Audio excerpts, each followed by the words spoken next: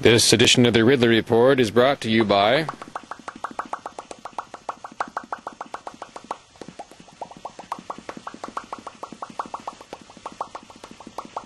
a person oppressed by the English government in the 1600s could find relief without really ruffling any feathers by moving to the frontier, the colonies in America.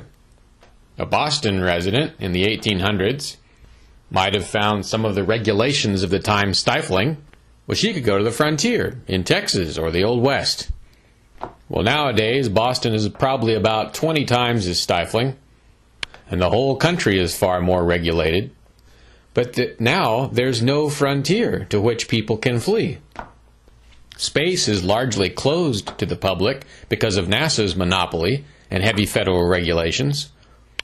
A free settlement in Antarctica, were it possible, would probably trigger nasty responses from multiple governments.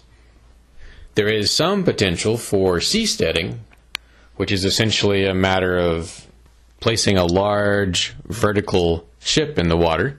Actually, it doesn't have to necessarily be that large. But basically, for the last 100 years or so, there hasn't been a frontier for Americans, or really for anyone in the world. There's been no real release valve for the malcontents, the eccentrics, and the free thinkers. No place to experiment with new systems, unless you can get millions and millions of people to go along with you. Now, the previous frontiers were certainly not perfect. There were all kinds of repressive governments in the colonies, and the settlers in the Old West committed what could be called genocide. But the release valve concept is still important, and having one in place benefits not only the malcontents who want to take advantage of it, it also benefits governments. It keeps things from boiling over in the territories under their control. So a wise government is supportive of the existence of relatively free areas where its citizens can go, no questions asked. In the U.S., the closest thing to that right now might be Alaska, or it might be New Hampshire. Alaska, of course, is much closer to being a frontier than the long-settled New Hampshire, but it would behoove the government if they were allowed both places to progress in a freedom direction. This would help keep a lid on the rising discontent that is spread across the country in the wake of bailouts and heavy regulation. If I were them, and I wanted to maintain power for an extended period of time, I'd cultivate and almost encourage these internal release valves. Personally, since I don't really want power, what I find myself wanting is for the government just to let things evolve naturally in both places. To some extent, they're already doing this. As best I can tell, they're not doing anything to interfere with the migration of Americans to these better states, these freer states. We have increasing evidence that federal authorities in New Hampshire are behaving in a more restrained manner than they do in the big states. At least here they seem to behave professionally. At least here they haven't killed anybody that I can remember. Now, there are probably things they're doing behind the scenes in terms of infiltrating liberty-oriented groups or other groups that they have concerns about. That's what they did to Martin Luther King. It's what the English government did to advocates of Irish independence for hundreds of years. And it's what they did to the hippies. And certainly the tax protesters, Ed and Elaine Brown, and 4 of their jailed supporters, were all given unjustifiably long sentences for mostly victimless crimes. But much like Slovenia under Yugoslav communism, New Hampshire enjoys a less harsh climate of central government tyranny than other provinces.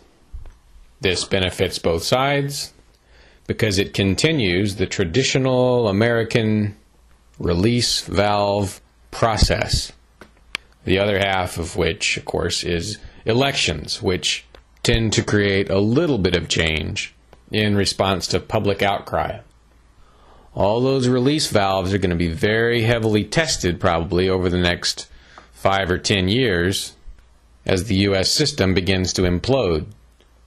When the mountain of debt comes due or high inflation sets in, Washington's going to need all the release valves it can get to remain in charge of the United States. It's kind of like a dam that has a lot of water backed up, more than it's designed for. It needs a good release valve in order to remain intact. Fortunately, it probably doesn't need to do anything to create these release valves. All it really has to do is make sure that it doesn't interfere with the ones that already exist. The ability of Americans to migrate to these relatively free states and the tendency of Washington to stay out of the way may be what saves the country in its current form, assuming that you want to see the country saved in its current form. A lot of people, of course, are fleeing to these places because they don't. The irony is that their process may be the thing that saves it.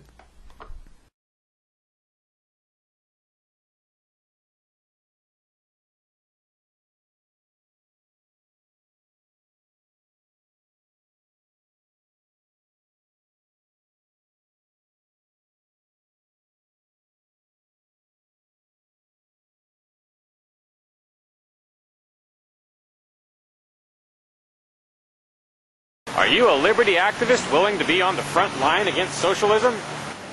FreeKeene.com would like you to consider moving here to Keene. While Keene may have the largest number of liberty-oriented media outlets in the entire state of New Hampshire, there's still a need for more activists. Can you help them? Visit FreeKeene.com to see what's happening.